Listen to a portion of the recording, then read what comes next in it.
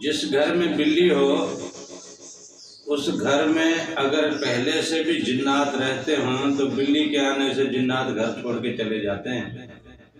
اللہ تعالیٰ کی مہربانی تو دیکھیں کہ اس نے بلی جیسا جانور ہمیں عطا کیا تاکہ ہم اسے پالیں، اپنے گھروں میں رکھیں اور مفسدات سے اپنے گھروں کو بچا کے رکھیں، مغلظات سے، شرارتوں سے اپنے گھروں کو بچا کے رکھیں۔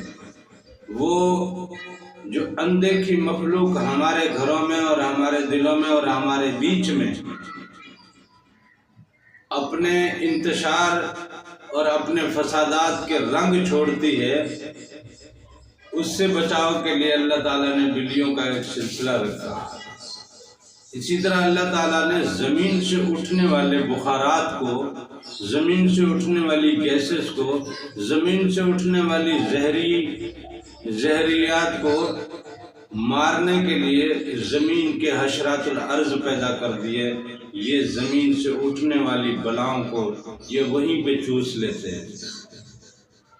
جن حشرات الارض کی وجہ سے جن سے ہم کیڑے مکوڑوں سے اور زمین کے بہت ساری چیزیں ہیں ایسی جو زمین کے اندر بھی ہیں، زمین کے اوپر بھی رینگتے رہتی ہیں۔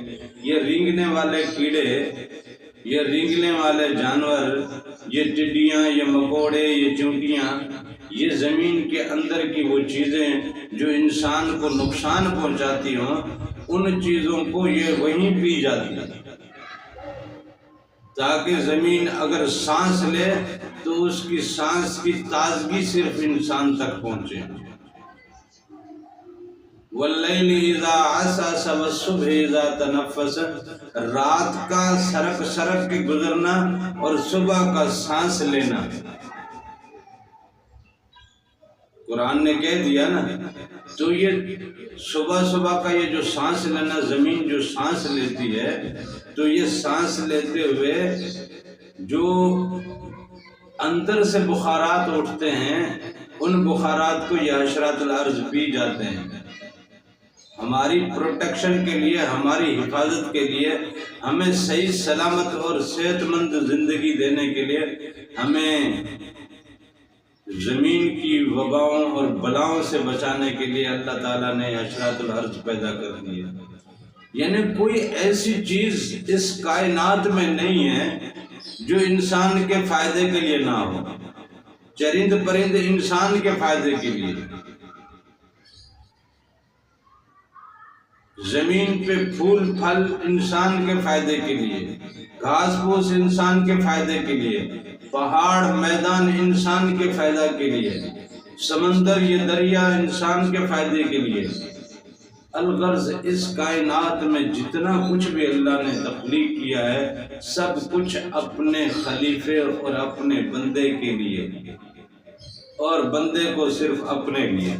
لیکن بندہ اب اس کی طرف نہیں ہے، زمانے میں گم ہے، زمانے کی حرص و ہوس میں گم ہے، زمانے کے حاصل کرنے میں مست ہے۔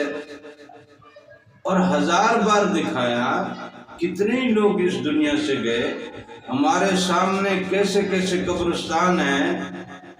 یہ سب لوگ، کوئی وڈیرا تھا، کوئی بادشاہ تھا، کوئی وزیر تھا، کوئی آفیسر تھا، کوئی طاقت کے کس نشے میں گم تھا، کوئی طاقت کے کس نشے میں بدمست تھا،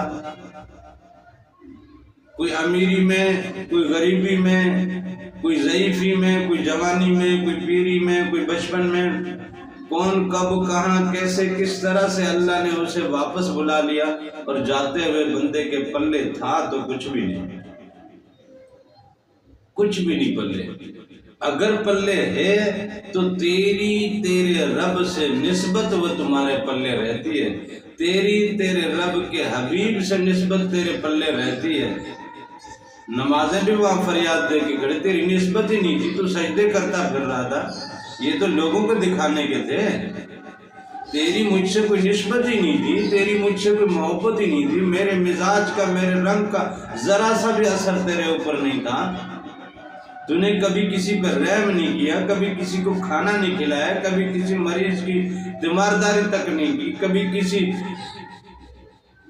नंगे जिस्म वाले को आपने कभी कपड़ा तक नहीं पहनाया, किसी गरीब, किसी मुफलिस, किसी बेसहारा का सहारा तक तुम नहीं बने। तेरी जात में मेरा तो कोई एक रंग भी नहीं था, कुरान मेरा तो पढ़ता रहा।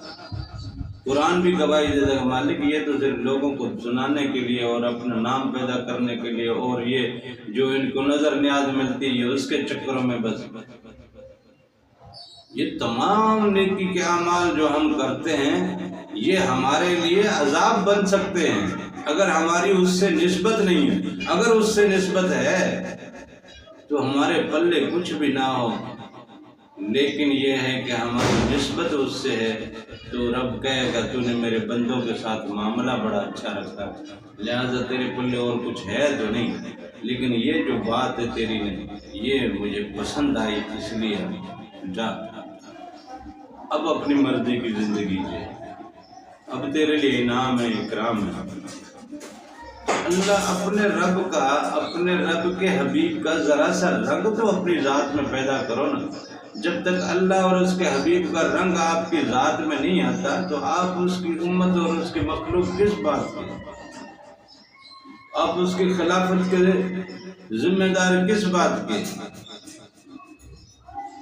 आप फिर अपने लिए कुछ अच्छा नहीं कर रहे, आप अपने लिए फिर नुकसान और खसारे के अलावा और कुछ भी नहीं कर रहे।